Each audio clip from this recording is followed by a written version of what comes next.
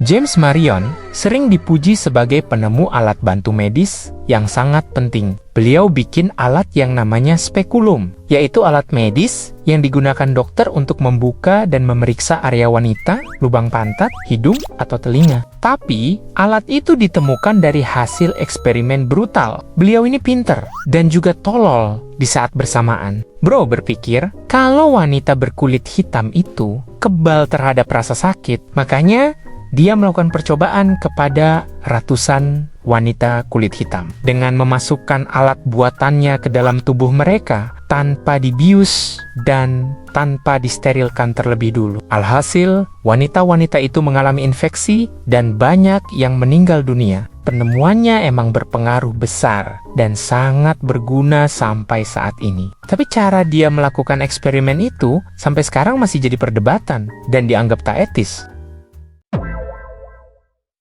Alexander Graham Bell dikenal sebagai penemu telepon, alat yang sekarang jadi pondasi komunikasi modern. Kedengarannya keren, tapi makin lu gali sejarahnya, makin kerasa ada bau tidak sedap di balik nama besarnya. Tahun 1871, Alex pindah ke Amerika. Jadi guru privat ngajarin anak-anak tunarungu. Di sana dia ketemu Mabel Hubbard, anak orang kaya yang nanti jadi istrinya, terus membiayai proyek telepon Alex. Dan dari sinilah drama kotor itu mulai kebuka. Tahun 1874, Alexander mulai bikin konsep telepon. Tanggal 14 Februari tahun 1876, dia lari ke kantor hak paten. Di hari yang sama, di mana ada seorang pria bernama Elisa Gray juga ingin daftar hak paten telepon buatan dia. Dan ini bagian yang bikin orang naik darah. Elisa datang duluan. Dia udah nyerahin berkas, udah antri, udah siap buat dapet nomor resmi. Alexander baru nongol beberapa jam setelah Elisa datang. Tapi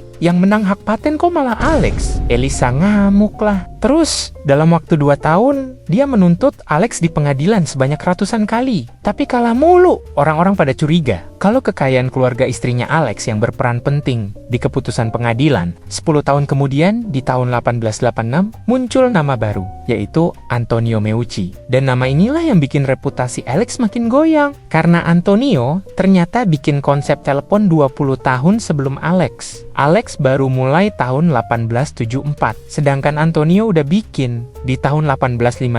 Jauh banget jaraknya. Antonio ngasih nama alatnya teletrofono, alat sederhana buat ngobrol sama istrinya yang lagi sakit di lantai 2. Tahun 1874, dia kirim alat itu ke Amerika buat urus hak paten. Tapi alatnya hilang, begitu saja. Di tahun yang sama, Alex mulai desain telepon buatan dia. Apakah ini sebuah kebetulan? Ya bisa aja sih. Masalahnya, Antonio itu miskin. Dia nggak mampu bayar pengacara. Jadi dia cuma bisa pasrah sampai akhir hidupnya. Nah, di tahun 2002, pemerintah Amerika akhirnya buka suara. Dan mereka mengakui kalau orang yang kontribusinya paling besar bukan Alex, tapi Antonio Meucci.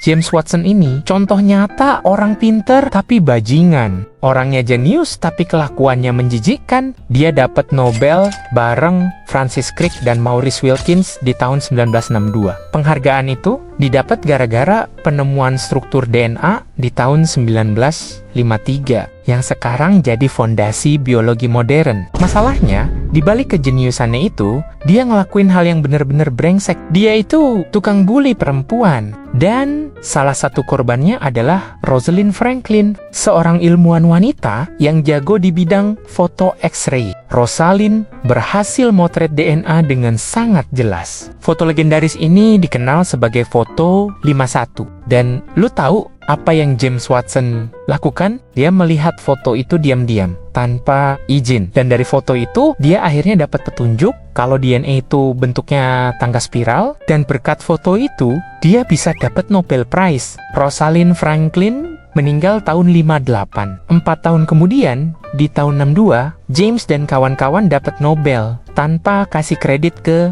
Rosalind. Di tahun 2007, si James makin biadab. Dia ngomong kalau ras berkulit gelap itu tolol. James meninggal November 2025 kemarin, dan tidak lagi dikenal sebagai ilmuwan, melainkan sebagai bajingan rasis.